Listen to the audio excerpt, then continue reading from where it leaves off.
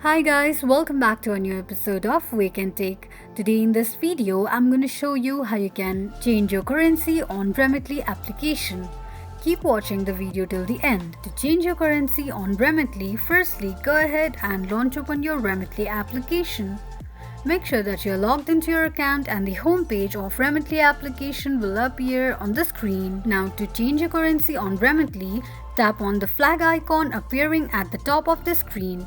You will be able to see the little pencil icon right under it. Once you tap on that, select the country you are willing to send the funds to from the list. This will also determine the currency that you will be sending.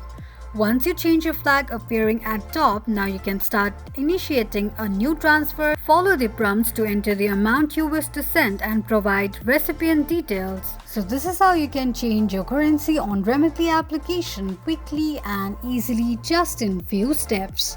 If you have any thoughts or queries, let us know in the comments section. Don't forget to subscribe to our channel. Also press the notification bell icon so that YouTube will notify you whenever we post a new video. I hope this video was helpful to you.